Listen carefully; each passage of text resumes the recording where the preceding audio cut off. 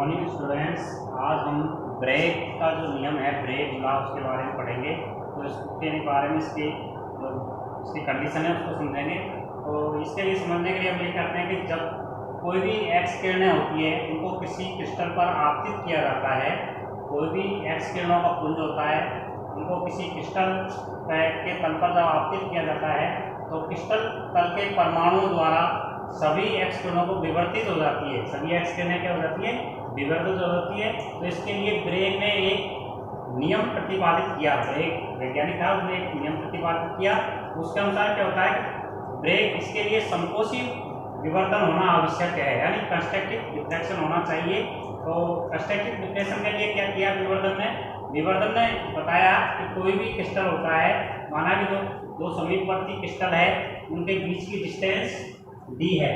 कोई भी दो क्रिस्टल है समीपवर्ती, उनके बीच की डिस्टेंस डी है, तथा जो क्रिस्टल है उनके बीच का जो आपतित किरणें हैं उनके बीच के कोण थीटा होता है।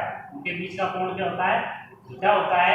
तो इसके आधार पर उसने ब्रेग ने ये बताया कि जब कोई भी क्रिस्टल तल है उनके बीच की दूरी डी है और जब उनके बीच का एंगल थीटा है, तो ब्रेग ने ये बताया कि जो कंस्ट्रक्टिव जो डिफ्लेक्शन है उसके लिए क्या होता है, उसके लिए ये होना चाहिए 2d sin थीटा बराबर n लैम्डा। ये होना चाहिए जहां n बराबर क्या होता है, जहां n बराबर 1 2 3 या क्या डिफ्लेक्शन का ऑर्डर होता है। तो ब्रेग ने ये बताया कि जब दो क्रिस्टलों के बीच की डिस्टेंस डी होती है तो उसके लिए कंस्ट्रक्टिव डिफ्लेक्शन यानी संकोची विवर्तन है, उसके लिए आवश्यक शर्त ये होती है कि 2d sin थीटा बराबर n लैम्डा होना चाहिए। यानी दोनों जो क्रिस्टल तल है उनके बीच में संकोची तो कंस्ट्रक्टिव डिफ्लेक्शन होना चाहिए और दोनों जो वेव्स होती है, दोनों जो आपतित किरण पुंज है वो दोनों क्या होती है, समान कलाम होना चाहिए, सेम फेज में होनी चाहिए। तो हम यह ध्यान देते हैं कि जो एक्स किरणें होती है वो भी प्रकाश की भांति इलेक्ट्रोमैग्नेटिक वेव की नेचर की होती है, विद्युत चुंबकीय प्रकृति की होती है। तो इनका जो विवर्तन है वो प्रकाश की ग्रेटिंग के द्वारा संभव नहीं है, क्योंकि प्रकाश की इलेक्ट्रोमैग्नेटिक वेव होता है, उनका डिफ्लेक्शन तो हम ग्रेटिंग प्रकाश की ग्रेटिंग विधि द्वारा निकाल सकते हैं, लेकिन जो ये एक्स किरणें होती है उनका प्रकाशीय ग्रेटिंग अंतराल के द्वारा इनका विवर्तन डिफ्लेक्शन संभव नहीं है। क्योंकि जो ग्रेटिंग होती है, ग्रेटिंग प्रकाशीय ग्रेटिंग होती है, उसके डिफ्लेक्शन के लिए आवश्यक शर्त क्या होती है, ई साइन थीटा बराबर n लैम्डा। ये कंडीशन होती है इसके लिए। जो ग्रेटिंग अंतराल यहाँ ई क्या होता है, यहाँ ई होता है और ग्रेटिंग अंतराल होता है, क्या होता है, ग्रेटिंग इंटरवल।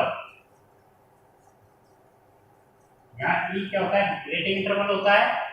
और इसकी जो ग्रेटिंग इंटरवल का मतलब है जो ग्रेटिंग की जो एक सेमी है उसके बीच में कितनी लाइनों की संख्या होती है। तो ग्रेटिंग के लिए एक सेमी होती है, 1 सेंटीमीटर, उसमें कितनी लाइनें होती है, 15,000 लाइनें होती है।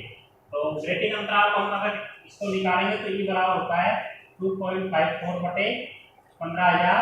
तो इसकी वैल्यू आती है 1.5 × 10⁻⁴ सेमी। तो ये इसकी वैल्यू आती है ग्रेटिंग अंतराल के लिए।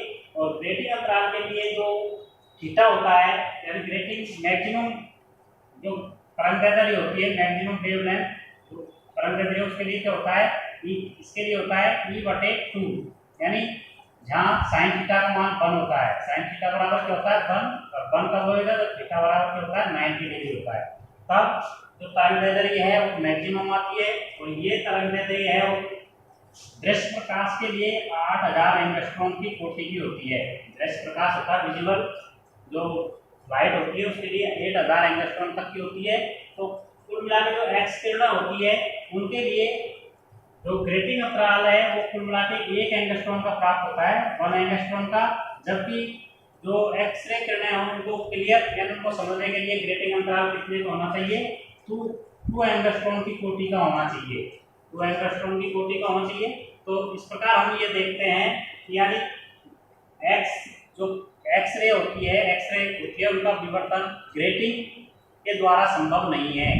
उनका इस प्रकार से यानी एक्सरे किरण होता है, एक्सरे किरणें होती है, उनका डिफ्रैक्शन केवल क्रिस्टल के द्वारा ही संभव होता है, इनको ग्रेटिंग के द्वारा नहीं समझा सकते। तो ब्रेग में जो क्रिस्टल है उसके आधार पर एक्सरे किरणें हैं उनका डिफ्रैक्शन को समझाया है, उसके आधार पर ब्रेग का नियम उन्होंने निकाला है। तो इसको समझेंगे हम किस तरह आता है। तो चित्र में क्या होता है, एक्स किरणें होती है, ये ग्रेटिंग हम ये क्रिस्टल दिखाया गया है, इसमें लैटिस पॉइंट है, इसमें क्या होती है एक्स-रे किरणें है। एक्स-रे किरणों का क्या नाम है, ये पीएन है और दूसरी क्यूबी है। ये एक्स किरणें दोनों समांतर क्रिस्टल तलों पर आपतित होती है। जो आपतित होने के बाद वो थीटा कोण से आपतित हो रही है, और जब इस पे आपतित होगी तो क्रिस्टल के सभी परमाणुओं द्वारा उसका डिफ्रैक्शन हो जाएगा। तो डिफ्रैक्शन के बाद क्रिस्टल जो किरणें हैं एक्स रे उनका नाम पीआर और क्या है पीएस है, और वो डिफ्रैक्शन के पश्चात उनका कोण थीटा डैश होता है, और थीटा डैश है वो थीटा के बराबर ही होता है। तो इससे क्या कंडीशन होती है कि जो संकोची व्यतिकरण है क्या प्राप्त होता है, व्यतिकरण इंटरफेरेंस है वो कौन सा हुआ, संकोची हुआ। कंस्ट्रक्टिव डिफ्रैक्शन कौन सा हुआ, कंस्ट्रक्टिव डिफ्रैक्शन। कंस्ट्रक्टिव डिफ्रैक्शन प्राप्त हुआ हमको क्योंकि थीटा बराबर थीटा डैश है यहाँ पर। इसके बाद हम क्या करते हैं कि जब कोई भी क्रिस्टल तल होता है उसकी जो इसके लिए आवश्यक शर्त है कि दोनों के बीच के जो फेज है, कला कोण है, वो भी समान कलान होनी चाहिए दोनों किरणें, तभी ये संकोची व्यतिकरण प्राप्त होएगा, नहीं तो ये संकोची व्यतिकरण प्राप्त नहीं हो सकता है। तो इसको प्राप्त करने के लिए हम क्या करते हैं, एक बिंदु से जो आपतित किरण है कौन सी क्यूबी, उस पर एक लंब खींचते हैं एम, यानी क्यूबी पर क्यूबी लाइन है जो आपतित किरण है उस पर लंब कौन सा खींचा हमने एम, और दूसरी जो अपवर्त विवर्तित लाइन है बीएस, बीएस कौन सी विवर्तित है उस पर लंब खींचा हमने एम, कौन सा खींचा था एम।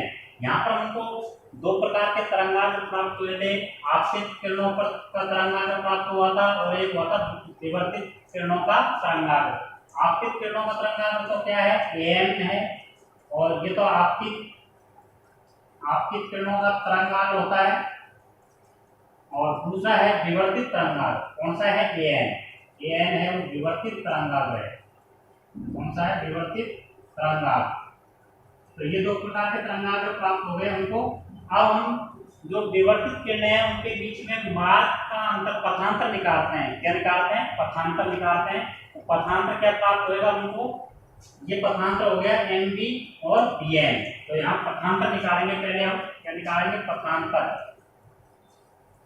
पथांतर डेल बराबर क्या हो गया हमारे पास M B plus B N.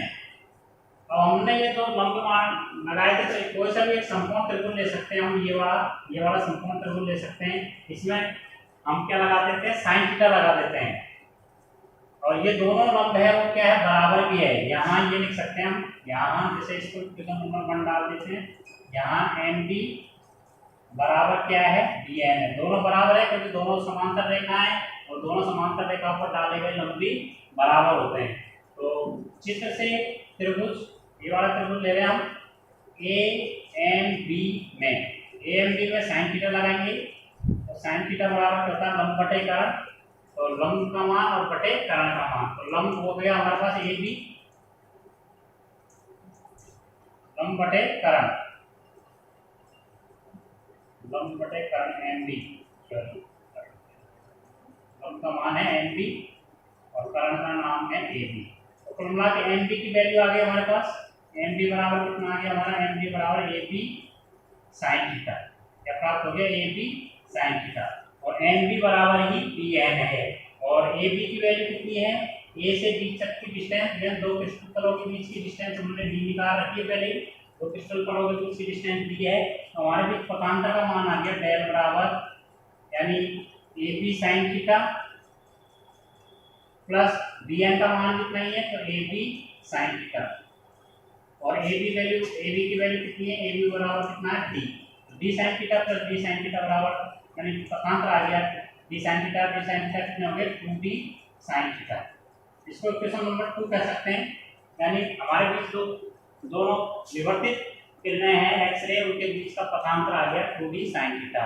अब हमारे लिए ये कंडीशन होती है कि जो विवर्तित किरणें हैं उनका जो पथांतर है, यानी वो जो लैम्डा बाई 2 का कोण सब मल्टीपल होना चाहिए, लैम्डा बाई 2 का सब मल्टीपल होना चाहिए, तो ही दोनों किरणें हैं वो समान कला में होगी, नहीं तो नहीं होगी।